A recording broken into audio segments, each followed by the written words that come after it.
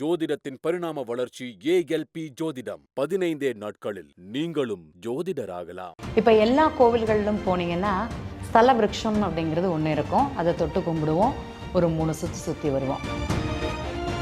நீங்கள் மூலவருக்கு எவ்வளோ ஒரு மகத்துவம் கொடுக்குறீங்களோ, கோபுர கலசத்துக்கு எவ்வளோ ஒரு மகத்துவம் கொடுக்குறீங்களோ, அதே மாதிரி ஸ்தல விருட்சத்துக்கும் அவ்வளோ ஒரு மகத்துவங்கிறது இருக்கும்.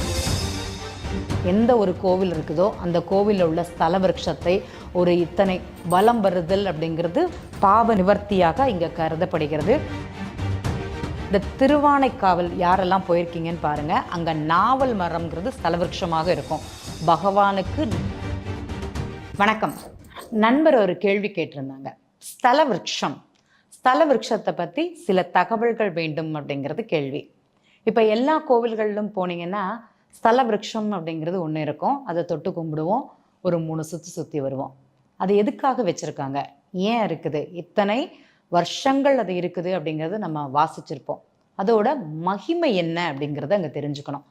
ஒரு கோவிலுக்கு போனோன்னா அந்த கோவில் எத்தனை பழமையானது, அதில் இருக்கக்கூடிய மூலவர், உற்சவர் யார், அங்கே இருக்கக்கூடிய தெய்வத்தோட தன்மை என்னது, அந்த விக்கிரகத்தின் என்ன மகிமை, அதோட என்ன புராணம் அப்படிங்கிறது எல்லாமே தெரிஞ்சு தான் நம்ம வழிபாடுங்கிறது பண்ணுறோம்.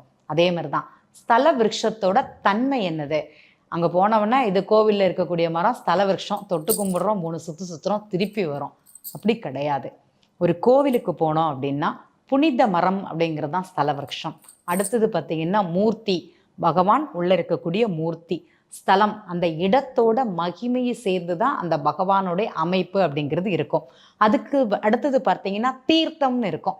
ஏதாட்டி ஒரு குளமோ இல்லதுன்னா ஒரு கிணறோ அங்கே தீர்த்தமாக அங்கே கருதப்படுகிறது. இப்போ திருச்செந்தூர் போனீங்கன்னா வள்ளிகுகை தீர்த்தம், வள்ளிகுகைக்கு பக்கத்தில் ஒரு தீர்த்தம் அப்படிங்கிறது இருக்கும். திருச்செந்தூர் கடலே உங்களுக்கு தீர்த்தம் தான், கரெக்டுங்களா? அந்த மாதிரி தான் ஒரு இடத்துக்கும் போகும்போதும் இதோட தன்மை என்னன்னு தெரிந்து அந்த இடத்துல நம்ம அதை தொட்டு வணங்குதல் அப்படிங்கிறது சிறப்பாக இருக்கும். இந்த ஸ்தல விருட்சத்தோட தன்மை என்னது அப்படின்னா, இந்த ஸ்தல விருட்சம் அப்படிங்கிறது எப்போதுமே, இப்போ உதாரணமாக சிவன் கோவில் அப்படின்னா சிவன் கோவில் இங்கே பிரதிஷ்டை பண்ணுவதற்கு முன்னாடியே அதற்கு பின்னாடி இருக்கக்கூடிய அமைப்பு, அந்த கோவில் வர்றதுக்கு முன்னாடியே அந்த மரம் வளர்ந்து வருமா.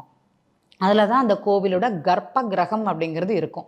எப்போதுமே ஸ்தல விருட்சம் கர்ப்ப கிரகத்திற்கு பின்னாடி, நேர் பின்னாடி இருக்கக்கூடிய அமைப்பு அப்படிங்கிறது தான் இந்த ஸ்தல விருட்சம். அதற்கு பிறகு தான் மூலவருடைய விக்கிரகம் அப்படிங்கிறது அங்கே பிரதிஷ்டை செய்யப்படுகிறது அப்படிங்கிறது அங்கே வரலாறு. அதே மாதிரி பாவம் நீங்கிறது, அந்த நம்ம என்ன பாவம் செய்தோமோ அந்த ஒரு அந்த கோவிலில் உள்ள அந்த மரத்தை 3 வலம் வர்றது, இல்லைன்னா 5 வலம் வர்றது, 11 வலம் வர்றது அப்படிங்கிறது பாவம் நீங்குதல்.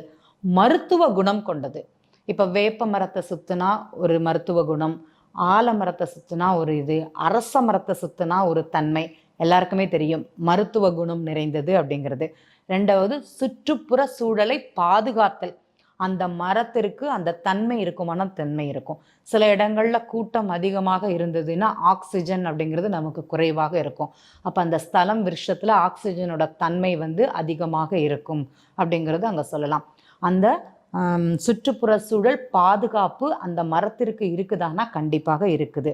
அதே மாதிரி தெய்வீக தொடர்பு அந்த மரத்திற்கு இருக்குமானா கண்டிப்பாக இருக்கும். நீங்கள் மூலவருக்கு எவ்வளோ ஒரு மகத்துவம் கொடுக்குறீங்களோ, கோபுர கலசத்துக்கு எவ்வளோ ஒரு மகத்துவம் கொடுக்குறீங்களோ, அதே மாதிரி ஸ்தல விருட்சத்துக்கும் அவ்வளோ ஒரு மகத்துவங்கிறது இருக்கும். சில ஸ்தல விருட்சங்களை என்ன பண்ணுவாங்கன்னு தொடக்கூடாது அப்படிங்கிறது எழுதியிருப்பாங்க, இல்லைன்னா ஒரு துணியை கட்டி வச்சுருப்பாங்க. அது நம்முடைய கை அதில் படக்கூடாது அப்படிங்கிறதுக்காக துணியை கட்டி, கயரை கட்டி, இல்லைன்னா அந்த வேலி போட்டு அப்படிங்கிறது அதை பாதுகாப்பாக வச்சுருப்பாங்க. மூலவரை தொட்டு நம்ம சுவாமி கும்பிட மாட்டோம். அதே மாதிரி தான் சில ஸ்தல விருட்சங்களை தொடக்கூடாது அப்படிங்கிறதுக்காக அதை செஞ்சு வச்சுருக்காங்க. அங்கே சுயம்புவாக தோன்றக்கூடிய ஒரு தன்மை அப்படிங்கிறது தான் அந்த ஸ்தல விருட்சத்துக்கு உரியது. மூலவர் வழிபாடு எவ்வளோ முக்கியமோ அதே மாதிரி அந்த ஸ்தல விருட்ச வழிபாடுங்கிறது அவ்வளோ முக்கியமாக இந்த இடங்களில் பதிவு பண்ணப்படுகிறது. அதே மாதிரி பாவ நிவர்த்தின்னு சொல்லுவாங்க. காசிக்கு போகிறோம், ராமேஸ்வரத்துக்கு போவோம்னு சொல்லுவாங்க. எந்த ஒரு கோவில் இருக்குதோ அந்த கோவிலில் உள்ள ஸ்தல விருட்சத்தை ஒரு இத்தனை வலம் வருதல் அப்படிங்கிறது பாவ நிவர்த்தியாக இங்கே கருதப்படுகிறது. அதே மாதிரி என்னுடைய வேண்டுதலை நான் ஸ்தல விருட்ச உள்ள பகவான்கிட்ட சொன்னாலே, அந்த மூர்த்திகிட்ட சொன்னாலே அது நடக்குமானா கண்டிப்பாக நடக்கும். நீங்கள் எந்த கோவிலுக்கு போனாலும் சரி, உங்கள் வேண்டுதலை அந்த ஸ்தல விருட்சம் எங்கே இருக்குதோ அந்த இடத்துல போய் அந்த பகவான்கிட்ட ஒரு வேண்டுதலை வைத்து இத்தனை வலம் அப்படிங்கிறது பண்ணிட்டு வாங்க. கண்டிப்பாக உங்களுக்கு மாற்றம் அப்படிங்கிறது கண்டிப்பாக கிடைக்கும். அதில் மருத்துவ குணமும் நிறைந்திருக்கும். அதே மாதிரி பிரகாரம் முழுவதும் நல்ல ஒரு வைப்ரேஷனை கொடுக்கக்கூடியது இந்த ஸ்தல விருட்சம். நீங்கள் எந்த கோவிலுக்கு போனாலும் சரி, அதை பிரகாரத்தில் தான் இருக்கும், வெளி பிரகாரத்தில் தான் அந்த ஸ்தல விருட்சம்ங்கிறது இருக்கும். அங்கே போனீங்கனாலே உங்களுக்கு ஒரு மனமாற்றம், நல்ல ஒரு தன்மை அப்படிங்கிறது அந்த இடத்துக்கு போனாலே உங்களுக்கு ஃபீல் பண்ண முடியும். இந்த திருவானைக்காவல் யாரெல்லாம் போயிருக்கீங்கன்னு பாருங்கள். அங்கே நாவல் மரம்ங்கிறது ஸ்தல விருட்சமாக இருக்கும். பகவானுக்கு நேர் எதிர் பின்னாடி இருக்கக்கூடிய ஒரு தன்மை அப்படிங்கிறது தான் அந்த மரத்தோட தன்மை. அதே மாதிரி திருவாரூரில் பாதிரி மரம் அப்படிங்கிற ஒரு மரம் இருக்குது. அங்கேயும் அது ஸ்தல விருட்சமாக கருதப்படுகிறது. எந்த கோவிலுக்கு போனாலும் சரி, ஸ்தல விருட்சத்தோட மகிமை என்னன்னு தெரிந்து அதை உணர்ந்து செய்தால் சிறப்பாக இருக்கும். மூர்த்திக்கு, பகவான் விக்கிரகத்திற்கு எவ்வளோ ஒரு மருத்துவமும் மகத்துவ குணமும் இருக்குதோ அதே மாதிரி ஸ்தல விருட்சத்துக்கும் அவ்வளோ மகத்துவம் அப்படிங்கிறது அங்கே கொடுக்கப்படுகிறது. நன்றி. ஜோதிடத்தின் பரிணாம வளர்ச்சி ALP ஜோதிடம். 15 நாட்களில் நீங்களும் ஜோதிடராகலாம்.